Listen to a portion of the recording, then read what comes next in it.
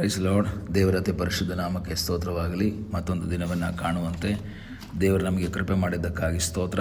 ಆತನು ಮಾಡಿದೆಲ್ಲ ಉಪಕಾರಗಳಿಗಾಗಿ, ಎಲ್ಲ ಆಶೀರ್ವಾದಗಳಿಗಾಗಿ ದೇವರಿಗೆ ಸ್ತೋತ್ರವನ್ನು, ಮಹಿಮೆಯನ್ನು ನಾನು ಸಲ್ಲಿಸ್ತಾ ಇದ್ದೇನೆ. ಇಂದಿನ ವೇದ ಅಧ್ಯಯನಕ್ಕಾಗಿ ಒಂದು ವಾಕ್ಯವನ್ನು ಓದಿಕೊಳ್ಳೋಣ. ಮತ್ತಾಯನು ಬರೆದ ಸುವಾರ್ತೆ 6ನೇ ಅಧ್ಯಾಯ 30ನೇ ವಾಕ್ಯ. ಎಲೈ ಅಲ್ಪ ವಿಶ್ವಾಸಿಗಳೇ, ಈ ಹೊತ್ತು ಇದ್ದು ನಾಳೆ ಒಲೆಯ ಪಾಲಾಗುವ ಅಡವಿಯ ಹುಲ್ಲಿಗೆ ದೇವರು ಹೀಗೆ ಉಡಿಸಿದರೆ ಅದಕ್ಕಿಂತ ಎಷ್ಟೋ ಹೆಚ್ಚಾಗಿ ನಿಮಗೆ ಹುಡಿಸಿ ತೊಡಿಸುವನಲ್ಲವೇ.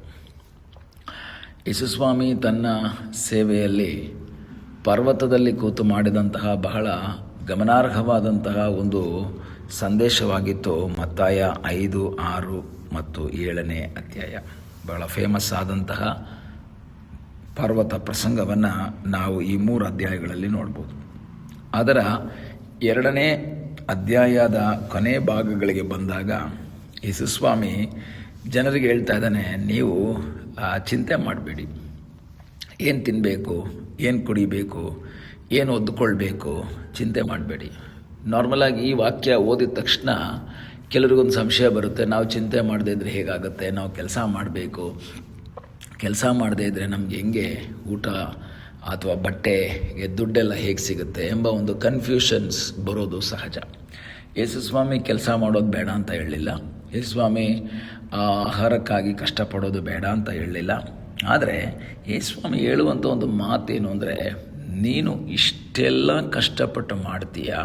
ಆದರೆ ವಾಕ್ಯ ಹೇಳ್ತದೆ, ಅದರ 25ನೇ ವಾಕ್ಯದ ಕೊನೆ ಲೈನ್ ಹೇಳುತ್ತೆ, ಊಟಕ್ಕಿಂತ ಪ್ರಾಣವು, ಉಡುಪಿಗಿಂತ ದೇಹವು ಮೇಲಾದದ್ದಲ್ಲವೇ.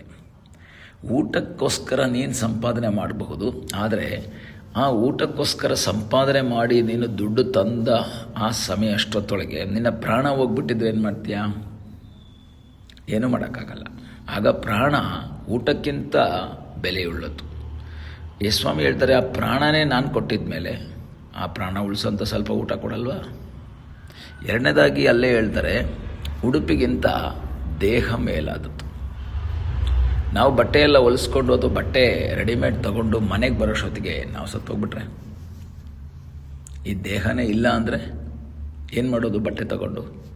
ಯೇಸುಸ್ವಾಮಿ ಹೇಳ್ತಾರೆ, ನೀನು ಉಡುಪನ್ನು ಕೊಂಡ್ಕೊಂಡು ಬರ್ಬೋದು, ದೇಹ ಕೊಂಡ್ಕೊಳ್ಳೋಕ್ಕಾಗಲ್ಲ. ಆ ದೇಹವನ್ನೇ ನಾನು ಕೊಟ್ಟಿದ್ರೆ ಅದಕ್ಕೆ ಬೇಕಾದಂತಹ 1-2 ಮೀಟ್ರ್ ಬಟ್ಟೆ ಕೊಡಲ್ವ ನಾನು?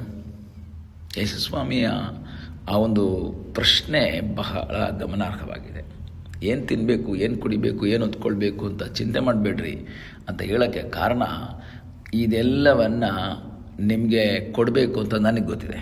ನಂತರ 30ನೇ ವಾಕ್ಯದಲ್ಲಿ ನಾವು ಓದಂತಹ ವಾಕ್ಯ, ಎಲೈ ಅಲ್ಪ ವಿಶ್ವಾಸಿಗಳೇ, ಈ ಹೊತ್ತು ಇದ್ದು ನಾಳೆ ಒಲೆ ಪಾಲಾಗುವ ಅಡವಿಯ ಹುಲ್ಲಿಗೆ ದೇವರು ತೊಡಸಿದ್ದಾರೆ. ಅಂದರೆ 28ನೇ ವಾಕ್ಯದಲ್ಲಿ ಓದ್ತೀವಿ, ನೀವು ಚಿಂತೆ ಮಾಡಬೇಡ್ರಿ, ಅಡವಿಯ ಹೂವುಗಳು ಬೆಳೆಯುವುದನ್ನು ನೋಡ್ರಿ. ಅದೇನು ಮಾಡೋದಿಲ್ಲ, ಅದು ದುಡಿಯೋದಿಲ್ಲ, ನೂಲೋದಿಲ್ಲ. ಆದರೂ ಸಹ ಅದರ ಸೌಂದರ್ಯಕ್ಕೆ ಕಡಿಮೆನೇ ಇಲ್ಲ. ಅಷ್ಟು ಸುಂದರವಾಗಿದೆ ಹೂವು ಎಲ್ಲವೂ ಸಹ ಸುಂದರವಾಗಿದೆ.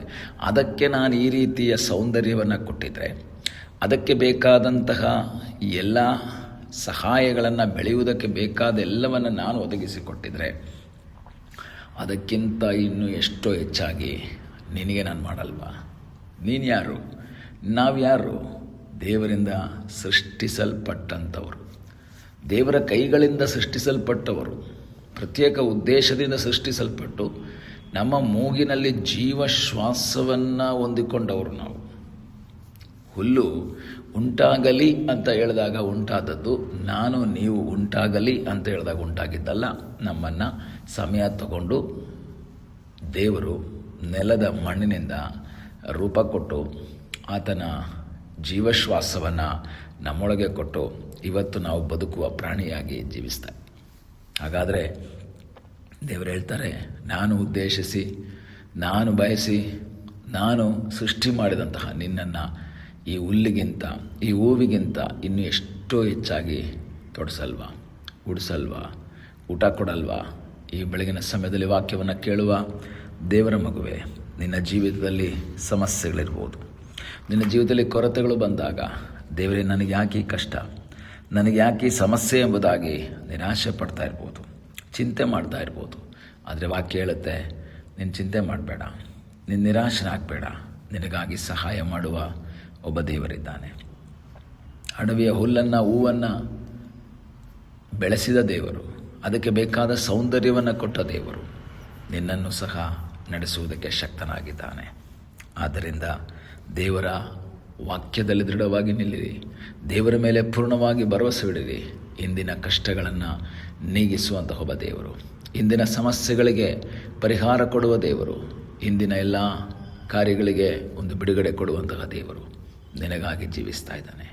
ಆತನು ನಿನ್ನ ಸಂಗಡ ಇರ್ತಾನೆ, ಆತನು ನಿನ್ನ ಜೊತೆಯಲ್ಲಿರ್ತಾನೆ, ಆತನು ನಿನಗೆ ಸಹಾಯ ಮಾಡ್ತಾನೆ. ಆದ್ದರಿಂದ ಇಂದಿನ ಕಷ್ಟಗಳನ್ನ ನೆನೆಸಿ ನಿರಾಶರಾಗದೆ, ಚಿಂತೆ ಮಾಡದೆ ದೇವರ ಮೇಲೆ ಭರವಸೆ ಇಡು. ಪ್ರಾರ್ಥನೆ ಮಾಡೋಣ. ನಮ್ಮನ್ನು ಬಹಳವಾಗಿ ಪ್ರೀತಿ ಮಾಡುವ ಪರಲೋಕದ ತಂದೆಯಾದ ದೇವರೇ, ಈ ಸಮಯಕ್ಕಾಗಿ ಸ್ತೋತ್ರ. ಈ ಸಮಯದಲ್ಲಿ ಮತ್ತೊಂದು ಆವರ್ತಿ ನಿನ್ನ ಸಂಧಾನದಲ್ಲಿ ನಾವು ನಮ್ಮನ್ನೇ ಸಮರ್ಪಿಸ್ತೇವೆ. ತಲೆಬಾಗಿರುವ ನಿನ್ನ ಮಕ್ಕಳಿಗಾಗಿ ನಾವು ಪ್ರಾರ್ಥಿಸ್ತೇವೆ. ಅಪ್ಪ, ಯಾವುದೇ ವಿಷಯವಾಗಿ ಚಿಂತೆಯಿಂದ, ವೇದನೆಯಿಂದ, ಕೊರತೆಯಲ್ಲಿ, ನಿರಾಶೆಯಲ್ಲಿ ಹಾದು ಹೋಗ್ತಾ ಇರೋರು ಯಾರು ಇದ್ದರೆ ಅವರ ಜೀವಿತದಲ್ಲಿ ಒಂದು ಸಮಾಧಾನ, ಧೈರ್ಯವನ್ನು ಕೊಡು. ಅಲ್ಪ ವಿಶ್ವಾಸಿಗಳಲ್ಲ, ಪೂರ್ಣ ನಂಬಿಕೆಯುಳ್ಳವರಾಗಿ ನಿನ್ನ ಮೇಲೆ ಭರವಸೆ ಬಿಟ್ಟು ಮುಂದೆ ಸಾಗುವಂತೆ ಕರ್ತನೇ ನಿನ್ನ ಕೃಪೆ ಮಾಡು. ಪ್ರಾರ್ಥನೆಯನ್ನು ಕೇಳಿದ್ದಕ್ಕಾಗಿ ನಿನಗೆ ಸ್ತೋತ್ರ. ಯೇಸುವಿನ ಮುದ್ದಾದ ಹೆಸರಿನಲ್ಲಿ ಬೇಡಿಕೊಳ್ಳುತ್ತೇವೆ ನಮ್ಮ ಪ್ರೀತಿಯ ತಂದೆಯೇ. ಆಮೇನ್. God bless you.